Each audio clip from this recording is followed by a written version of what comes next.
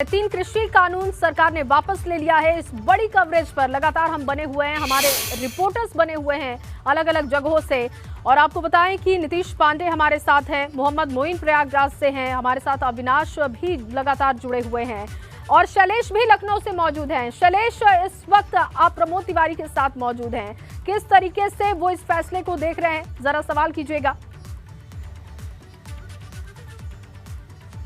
बिल्कुल, देखिए निश्चित रूप से ये विपक्षी दलों के लिए एक देखिए बड़ा मुद्दा भी था और ऐसे में ये ऐलान करना प्रधानमंत्री का। बात करते हैं प्रमोद तिवारी जी से, पार्टी के वरिष्ठ नेता है, पूर्व राज्यसभा सांसद भी हैं। सर, आप इस फैसले को किस तरह से देखते हैं आज जो प्रधानमंत्री ने ऐलान किया? मजबूरी में हर हर गंगे, किसान घुस नहीं पा रहे थे, घुसने नहीं दे रहे थे पंजाब में, घुसने नहीं दे रहे थे पश्चिमी उत्तर प्रदेश में भाजपा के लोगों को, हरियाणा में, इसलिए एक साल बाद मजबूरी में इन्हें वापस लेना पड़ा। सुप्रीम कोर्ट ने भी तो कह दिया था, इसे स्टे लगा दिया था और उनका जो ऑब्जर्वेशन था, मालूम था ये अडानी जैसे पूंजीपतियों को फायदे के लिए जो पहुंचाया जा रहा है ये कभी भी सुप्रीम कोर्ट में ठहरेगा नहीं। तो ये पांचों चुनाव को देखते हुए आधे अधूरे वापस लिए। अभी तो इसमें न्यूनतम समर्थन मूल्य का भी जिक्र नहीं है, जो किसानों को प्रोटेक्शन देना है उसका जिक्र नहीं है। तो ये मजबूरी में उठाया गया कदम है। किसान आंदोलन के सामने मोदी जी ने वैसे ही घुटने टेके हैं जैसे पंजाब में किसान आंदोलन 1903 में हुआ था और ब्रिटिश हुकूमत ने उसको, वो भी 3 कानून थे, वापस लिए थे। आज इनको वापस लेना पड़ा है। ये मैं धन्यवाद दूंगा प्रियंका गांधी जी को, जो लखीमपुर खीरी जाते हुए 3 दिन जेल में रही, उन सभी नेताओं को जिन्होंने बाहर से समर्थन दिया। पर आज किसान भगवान को मैं हाथ जोड़ता हूँ, प्रणाम करता हूँ।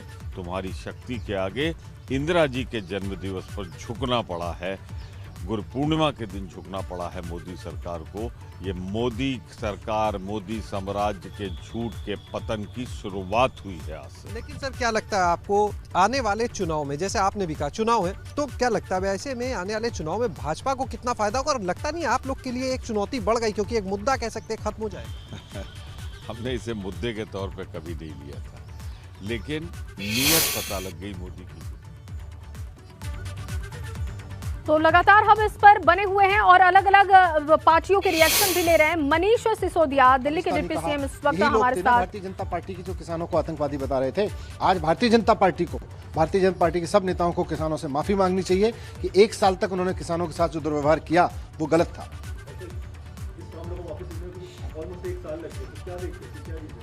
आखिरकार किसानों की मांग के सामने उनको झुकना पड़ा और किसान सही साबित हुए, सरकार गलत साबित हुई। गलत साबित हुई, सरकार झुकी है, मनीष सिसोदिया का ये कहना है। और लगातार किसान इससे राहत के तौर पर देख रहे हैं, जश्न मना रहे हैं, ये तस्वीरें आप देख रहे हैं। लेकिन रिएक्शन जो है विपक्ष का वो ये है कि सरकार का ये फैसला गलत था, सरकार ये जानती थी, लेकिन अब चुनावी मौसम में, क्योंकि विधानसभा चुनाव बेहद पास है, तो हार के डर की वजह से ये फैसला लिया है। 3 कृषि कानून वापस लिया जा चुका है, सरकार ने ये फैसला किया है। लेकिन कहीं पर किसान जश्न मना रहे हैं तो कहीं पर अभी भी संशय की स्थिति दिखाई दे रही है। हमारे 3 रिपोर्टर इस वक्त मौजूद हैं। मोहम्मद मोइन प्रयागराज से जुड़ चुके हैं हमारे साथ और साथ ही साथ नीतीश पांडे वाराणसी से लगातार मौजूद है। अविनाश पांडे भी हमारे साथ जुड़े हुए हैं। प्रयागराज का रुख करूंगे। मोहम्मद मोइन, एक बार फिर से तस्वीर दिखाइए। जश्न का माहौल तो है लेकिन संशय की स्थिति भी दिखाई दे रही है। आपको बता दें कि यहाँ पर जश्न का माहौल है और जैसे ही लोगों को इस बात की जानकारी मिली है कि कृषि कानून वापस हो गए हैं, जो किसान यूनियन से जुड़े हुए जो कार्यकर्ता हैं वो सड़कों पर उतार आ रहे हैं, ढोल नगाड़े बजाए रहे हैं, जश्न मनाया जा रहा है, पटाखे फोड़े जा रहे हैं, आतिशबाजी की जा रही है, मिठाई खिलाकर एक दूसरे का मुंह मीठा कराया जा रहा है। और आप देखिए खुशियों में लोग एक दूसरे को फूलों की माला पहना रहे हैं, थोड़ा सा जगह लगातार नाच रहे हैं, घूम रहे हैं, गा रहे हैं। और ये अंदाज जो है ये खास अंदाज है और ये इनकी खुशी को बयां करने वाला है कि किस तरीके से ये लोग जश्न में डूबे हुए हैं, किस तरीके से खुशियां मनाई जा रही हैं, किस तरीके से तीनों नए कृषि कानूनों को वापस लिए जाने के फैसले का स्वागत किया जा रहा है। खास अंदाज में इनके चेहरे जो हैं, इनके हाव भाव है और ढोल नगाड़ों की जो थाप है, ये सब कुछ जो है खुद ही बयां कर दे रही है बिना कुछ कहे हुए। तो हम इन जो किसान नेता हैं हम उनसे बात करेंगे और जानने की कोशिश करते हैं कि आखिर बताइए तीनों कृषि कानून वापस हो गए, क्या प्रतिक्रिया है? बहुत बड़ी जीत है इस देश के किसानों की, इस देश की जनता की, बहुत बड़ी जीत। क्या लगता है कि ये किसानों के दबाव में लिया गया फैसला? अब किसानों के दबाव में लिए हों चाहे आंदोलन के दबाव में लिए हो, ले तो लिए, कम को सद्बुद्धि तो आई, तो इसके लिए धन्यवाद है। देर से लिए लेकिन अच्छा फैसला लिए। देर से लिया गया, अच्छा फैसला। बताइए किस तरह जश्न में डूबे हुए हैं? सबसे ज्यादा डांस तो आप ही कर रहे हैं। बहुत बढ़िया जश्न में भी डूबे हुए हैं। प्रधानमंत्री जी ने जैसे काले कानून को वापस लिया, इसी तरह थोड़ा डीजल पेट्रोल कड़ू के तेल पर भी ध्यान दे ले तो गरीबों का कल्याण हो जाएगा। और नहीं इसके लिए भी लोग अनशन करने के लिए रोडों पर उतरेंगे, महंगाई के खिलाफ, महंगाई पर भी ध्यान दें। मैं प्रधानमंत्री, बताइए किस तरह से जश्न मना रहे हैं, किस तरह से झूम रहे हैं, नाच रहे हैं? हम लोगों को आज बहुत बड़ी खुशी हुई है। 12 महीने तक हम लोग बैठे हुए हैं, कहीं खाना खाते हैं, कहीं ऐसे ही सो जाते हैं। यही भगवान ने सद्बुद्धि दी यहाँ के प्रधानमंत्री जी को, जिन्होंने तीनों काला कानून रद्द करने की सोची और उन्होंने ऐलान किया। भारतीय किसान यूनियन महानगर अध्यक्ष। आज से आंदोलन खत्म आप लोग? नहीं, आंदोलन अभी चलेगा। कानून जब तक संसद में वापस नहीं हो जाते हैं तब तक आंदोलन चलेगा। उसके बाद जैसा चौधरी राकेश टिकैत जी का आह्वान होगा, जैसा संयुक्त किसान मोर्चा फैसला लेगा, जिस दिन से फैसला लेगा उस दिन से हम अपने टेंट तंबू उखाड़ के अपने खेतों की तरफ जाएंगे। आप जो डांस कर रहे थे जरा एक बार डांस करके फिर से दिखाइए किस तरीके से डांस हो रहा है आपका। तो देखिए खास अंदाज में यहाँ पर डांस किया जा रहा है। कृषि कानूनों को वापस लिए जाने का फैसले का स्वागत किया जा रहा है, जश्न मनाया जा रहा है, ढोल नगाड़े बजाए जा रहे हैं, पटाखे फोड़े जा रहे हैं, आतिशबाजी की जा रही है और जो किसान यूनियन के कार्यकर्ता हैं बिल्कुल मोइन, और जश्न का माहौल तो है, लेकिन जहां से ये कानून आया था वहीं पर खत्म किया जाना चाहिए। यानी कि संसद से कानून आया था, संसद में ही खत्म होगा, तभी किसान अपने घर को वापस लौटेंगे। आकाश पर्व के मौके पर सरकार ने ऐतिहासिक फैसला किया, 3 कृषि कानून वापस लेने का प्रधानमंत्री ने ऐलान किया। अलग अलग जगहों पर इस वक्त जश्न का भी माहौल है, कहीं पर सवाल अभी भी है, भरोसा नहीं है प्रधानमंत्री पर। नीतीश, आपका रुख करूंगी क्योंकि लगातार आप पूर्वांचल के किसानों से बात कर रहे हैं, एक बार फिर से बात कीजिए, क्योंकि बाकी जगह के किसान, गाजीपुर बॉर्डर के किसान, प्रयागराज के किसान तो ये कह रहे हैं कि घर वापस अभी नहीं लौटेंगे, संसद में इसे वापस ले सरकार और उसके बाद घर जाएंगे। पूर्वांचल के किसान क्या कह रहे हैं, क्या उनका भरोसा है पीएम पर? निश्चित तौर पे जया, धार्मिक शहर है और धार्मिक शहर में आज धार्मिक दिन भी है। कार्तिक पूर्णिमा का उत्सव मना रही है काशी, और पूरा पूर्वांचल कार्तिक पूर्णिमा का उत्सव मना रहा है। और उसी धार्मिक अंदाज में जो वेद पाठी ब्राह्मण है वो क्या कह रहे हैं, चूंकि ये भी एक किसान परिवार से आते हैं, इनके मन में भी कुछ है, पहले वो जान लेते हैं और फिर ये क्या कह रहे हैं ये जानते हैं। आप बताइए, इन तीनों कृषि कानूनों की वापसी का ऐलान आपको कितना छुआ है? यह बिल्कुल स्वागत योग्य कदम है। भारत सरकार ने बहुत अच्छा कदम लिया, ये किसानों के हित के लिए है, हम इसका स्वागत करते हैं। आप लोग अपने अंदाज में उसका स्वागत अभी कर रहे थे, कैसे? हम लोग वैदिक मंत्रोच्चार के साथ इसका स्वागत करते हैं। कैसे, जरा हमारे दर्शकों को जी। ओम स्वस्ति न इंद्रो बृहस्पतिर्वाः, स्वस्ति नः पूषा विश्ववेदाः, स्वस्ति नस्तादक्षो अरिष्टनेमिः, स्वस्ति नो बृहस्पतिर्दधातु। नमः पार्वतीपतये हर हर महादेव। मंत्रोच्चार आपने किया, इसका मूल अर्थ क्या है हम जानना चाहेंगे। यह इसका मूल अर्थ है कि सभी चुनाव किया, लेकिन जब उत्तर प्रदेश के अंदर चुनाव आया और चुनाव में भारी भीड़ किसानों की समाजवादी पार्टी के पक्ष में आई, तो उत्तर प्रदेश के चुनाव को देखते हुए भारतीय जनता पार्टी को कृषि कानूनों को मजबूरन वापस करना पड़ा। और किसानों के हित में कोई काम भारतीय जनता पार्टी ने नहीं किया। किसान विरोधी भारतीय जनता पार्टी शुरुआत से है। समाजवादी पार्टी किसानों के हित में सदैव बात करती रही और काम करती रही है। जब समाजवादी पार्टी की सरकारें उत्तर प्रदेश या केंद्र में भी जो समर्थन की सरकारें आई हैं, किसानों के हित में जो काम समाजवादी धारा की पार्टी ने किया है वो भारतीय जनता पार्टी ने कभी नहीं किया है। आज किसानों के सामने भारतीय जनता पार्टी को झुकना इसलिए पड़ा कि उत्तर प्रदेश का चुनाव है। उत्तर प्रदेश में जिस तरीके से भारतीय जनता पार्टी के जनाक्रोश है, उस जनाक्रोश की वजह से भारतीय जनता पार्टी चुनाव में कहीं हार न हो जाए, इस वजह से उन्होंने ये अपना किसान बिल वापस किया। और किसानों का कोई हित नहीं किया, बल्कि इसमें सैकड़ों किसान शहीद हो गए, उनको हम श्रद्धांजलि देते हैं और ये जीत किसानों की है, उनकी शहादत की जीत है। जब तक इसको संसद में रद्द नहीं किया जाएगा। देखिए, समाजवादी पार्टी शुरू से किसानों के हित की बात करती रही। समाजवादी पार्टी के नेता माननीय अखिलेश यादव जी ने लोकसभा के अंदर ये जब कृषि कानून आए थे तब भी कहा था कि इन पर चर्चा करा लो, इस पर बहस करा लो। माननीय अखिलेश यादव जी ने लोकसभा के अंदर, समाजवादी पार्टी ने राज्यसभा के अंदर भी मांग किया था, लेकिन अहंकारी सरकार ने उस समय कृषि कानूनों पर चर्चा नहीं कराई, बहस नहीं कराई। लोकसभा के अंदर चर्चा बहस से गुण दोष के आधार पर कानून पास होते, लेकिन अहंकारी सरकार 1 साल के अंदर किसानों को बर्बाद कर दिया, पूरे देश के किसानों को लूट लिया और उनको मौत के मुंह में डाल दिया। वो शहादत कर चुके, उनकी शहादत की जीत है, किसानों को, नौजवानों की जीत है।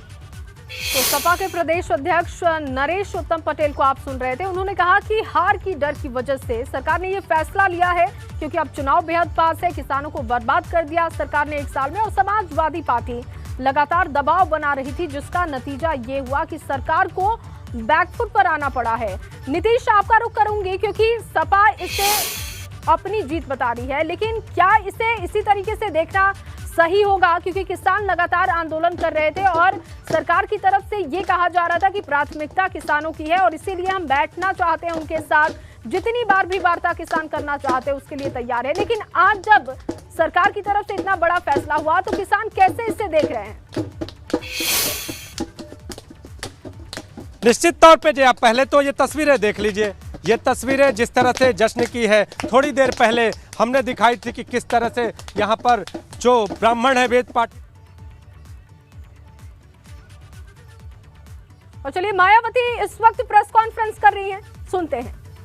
देश के किसानों पर जबरदस्ती थोपे गए 3 नए कृषि कानूनों की वापसी को लेकर काफ़ी लंबे समय से, अर्थात लगभग 1 वर्ष से सर्दी, गर्मी व बरसात आदि की मार झेलते हुए अपने आंदोलन पर डटे रहने व उनमें से कुछ किसानों के शहीद भी हो जाने का बलिदान अंत में रंग लाया और केंद्र सरकार ने उन विवादित कानूनों को अति देर से वापस लेने की घोषणा की, जबकि यही फैसला बहुत पहले ले लेना चाहिए था केंद्र की सरकार को, जिसके लिए देश के समस्त किसानों को हार्दिक बधाई। इसके साथ ही यदि ये फैसला केंद्र सरकार काफ़ी पहले ही ले लेती तो देश अनेकों प्रकार के झगड़े व झंझट आदि से बच जाता है, लेकिन अभी भी किसानों को उनकी उपज का समर्थन मूल्य देने संबंधी राष्ट्रीय कानून बनाने की एक खास मांग भी अधूरी पड़ी है, जिसके लिए बीएसपी की मांग है कि केंद्र सरकार आने वाले संसद के शीतकालीन सत्र में इस संबंध में कानून बनाकर किसानों की इस मांग को भी जरूर स्वीकार करें। इतना ही नहीं, बल्कि बीएसपी की शुरू से ये मांग रही है कि खासकर खेती किसानी व किसानों के मामले में कोई भी नया कानून बनाने से पहले उनसे सलाह व परामर्श आदि ज़रूर करना चाहिए।